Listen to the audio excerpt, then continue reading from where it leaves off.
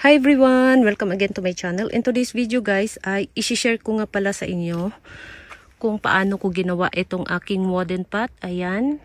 So ang tinanim ko dito ay burustil tsaka nixana. Ayan. Yung mga nixana ay cuttings ko last year. Tapos itong burustil ay bago ko lang na kinatings. Ayan.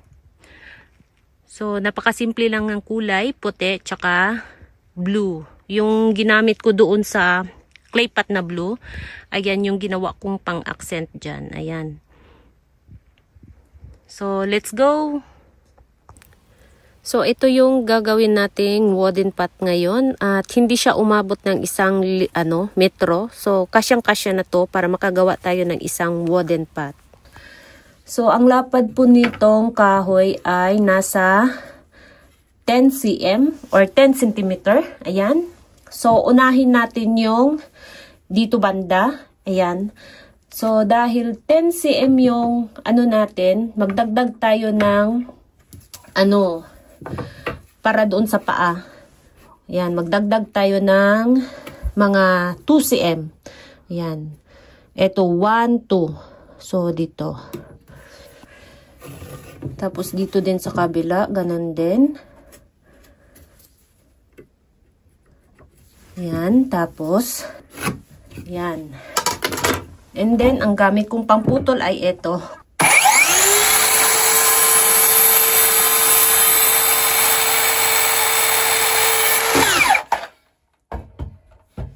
So, bali dalawang ganito yung gagawin natin. So, another, isa pa.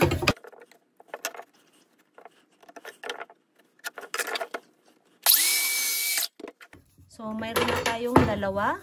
Ayan.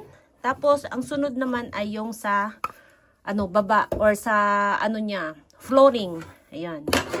So, depende sa inyo kung gaano kalaki yung, yung pot or gaano kahaba. So, ang gagawin ko ay, 15. Ayan. 15.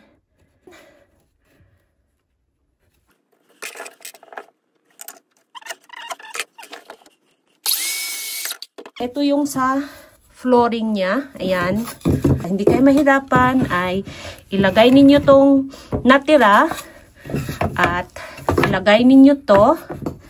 Ayan. Para hindi kayo mahirapang magsukat. So, siguraduhin nyo lang na yung dulo dito ay lapat na lapat. Ayan.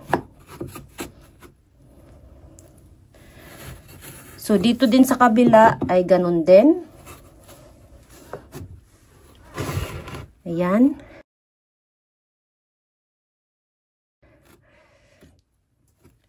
And, ito yung ninyo. Ayan.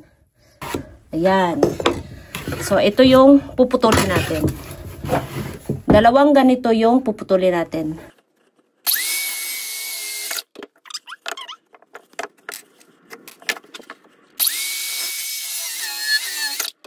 So, ayan. Dalawa na. So, ito na po yung naputol natin. Ayan. So, ito yung sa gilid. Dalawa. Tapos, ito yung sa, dito sa, flooring niya. Harap at saka sa likod. So, i-assemble na natin.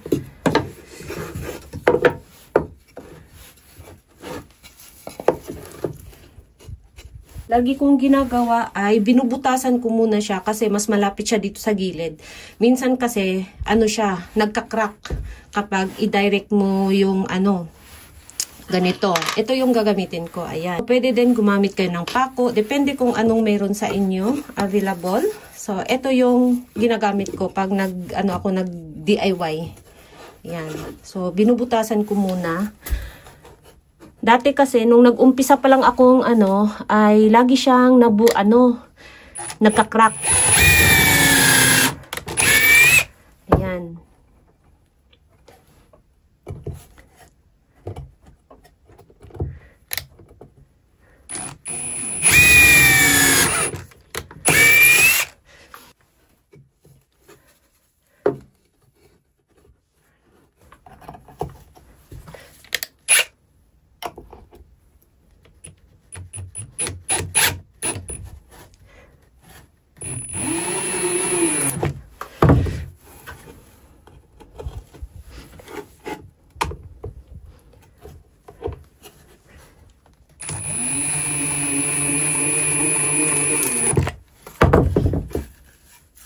ayan, mayroon na tayong isang ano.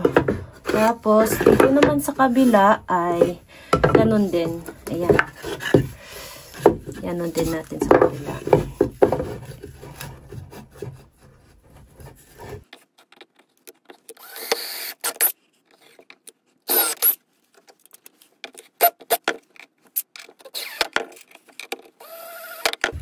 So, ayan na. Tapos, sa kabila naman.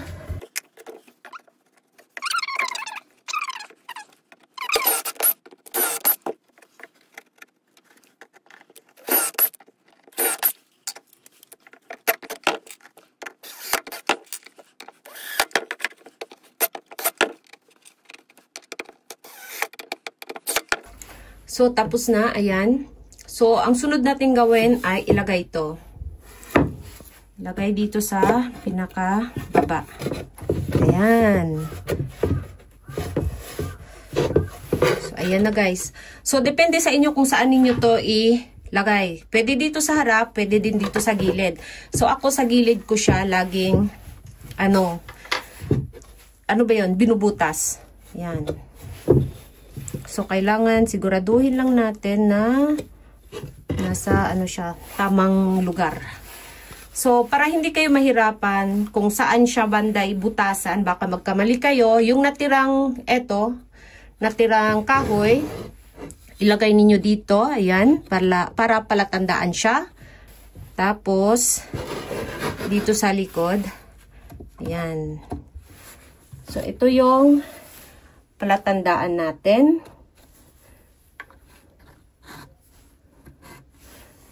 So, ayan. Nandito yung kahoy. Itong nasa ilalim na, ito. Nandito siya banda, ito. So, maglagay tayo dito ng marker. Ayan. Na dyan natin bubutasan. So, ayan. And then, butasan natin.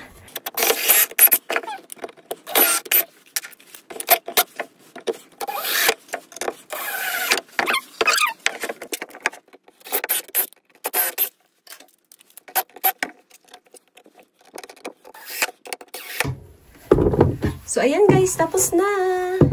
Yan. So, sunod naman natin gawin ngayon ay lagyan ng butas. Para pag nagdilig tayo, mayroong lusutan yung tubig. So, ang gamitin ko, ito. Itong medyo mas malaki ng konti. So, kung mayroong mas malaki pa dito, mas maganda. So, ito lang kasi yung available na meron ako. Hindi na kasi gumagana yung iba.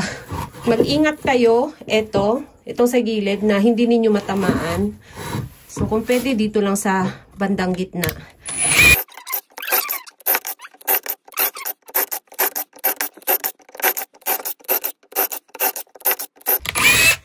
Ayan, marami ng butas. Ayan. So, ang sunod naman natin gawin ay kukulayan siya. So, ang ikulay ko ay itong, puti. Ito naman yung ikukulay ko. Ito, puti. So, ito siya ay ginamit ko doon sa patungan. Kung nakita ninyo yung mga patungan ko ay kulay puti, ito yung ginamit ko na pintura. Ayan, puti. So, marami pa siyang laman. So, halu-haluin lang natin bago natin siya gamitin. Pero kung konti lang naman yung ninyo, paggagamitan ninyo katulad nito, konti lang, pwede kayong bumili sa Daiso. So, ako kasi, ginamit ko din kasi ito sa mga patungan ko, kung saan-saan ko ginagamit na pintura. Ayan. So, gamit din tayo ng brush. So, buksan na natin. So, ayan, puti.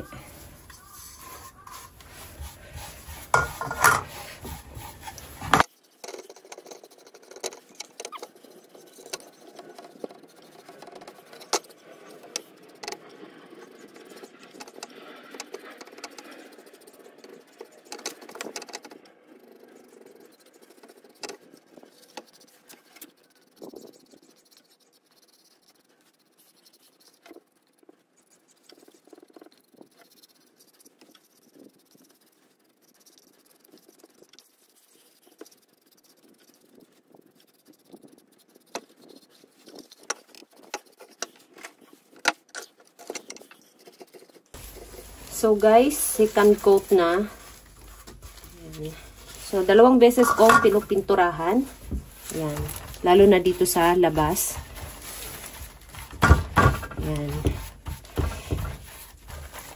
So, dito sa loob, pwedeng, lang, 1 coat lang. Pero dito sa labas, mas maganda kung 2 beses siya pinturahan.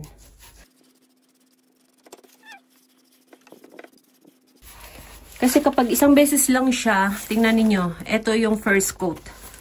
Diba? Kita pa yung kahoy. So, mas maganda kung 2 beses siya pinturahan.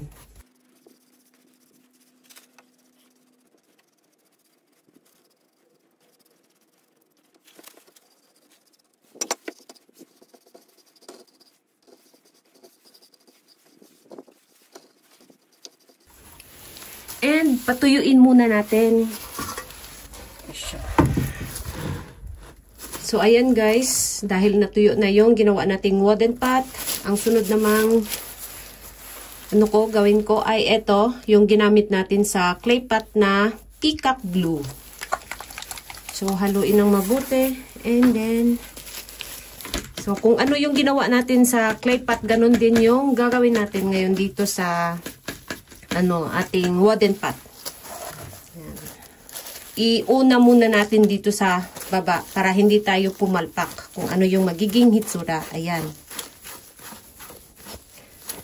So, kung sa tingin ninyo ay okay na siya, saka na natin gawin doon sa pinaka-harap. Ayan.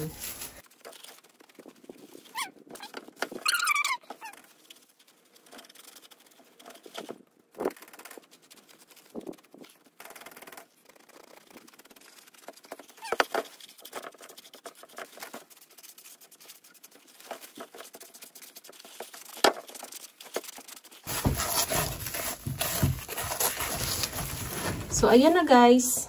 Diba, ang dali lang. Ayan.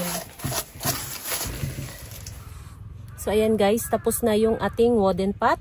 At ang sunod naman natin gawin ngayon ay taniman ng succulents. So, hindi ko na siya lagyan ng pamis. Ayan, wala ng pamis. Diretso na lupa. Ito yung ilagay ko sa likuran, mga niksana dito sa likod.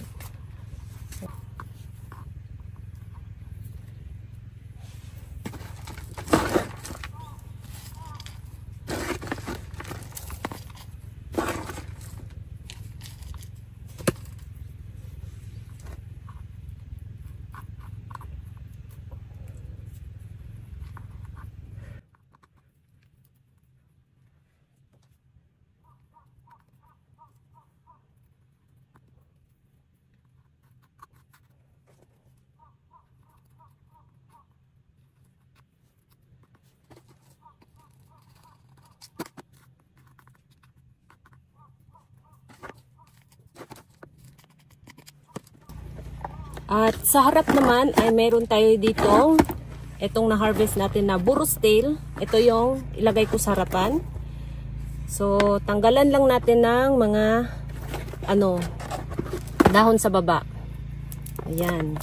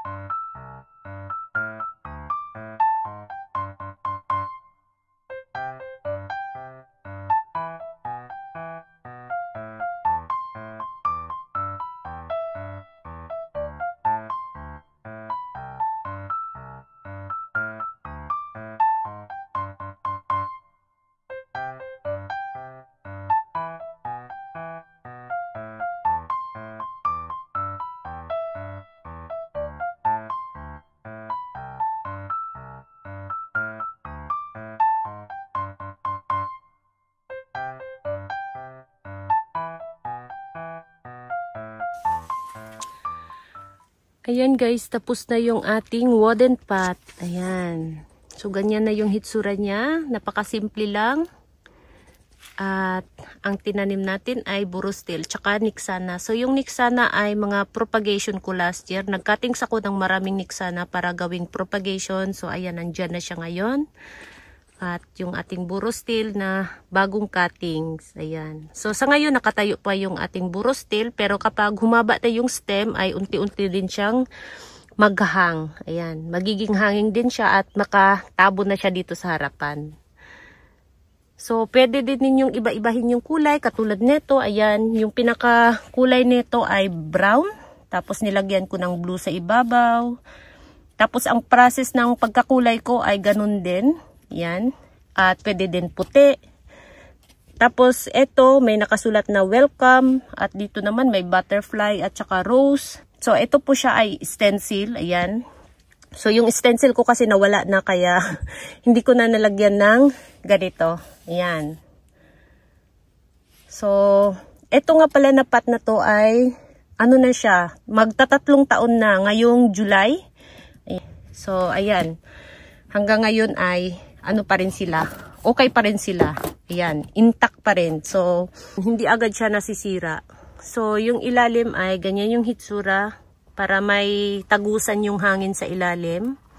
Ayan, tapos kapag nagdilig ka, ayan, dyan din magdidrain yung tubig sa mga butas kasi ginawaan natin ng butas sa ilalim. So, ayan guys, napakasimple lang. Ayan yung hitsura sa ibabaw. Ayan, so, yun lang guys. So, thank you so much for watching and please don't forget to subscribe and like to my channel. Sa hindi pa nakapag-subscribe, please subscribe my channel at i-click nyo na rin ang bell button para ma-update kayo pag nag-upload ako ng bagong video. Thank you so much for watching and see you on my next video. Bye-bye!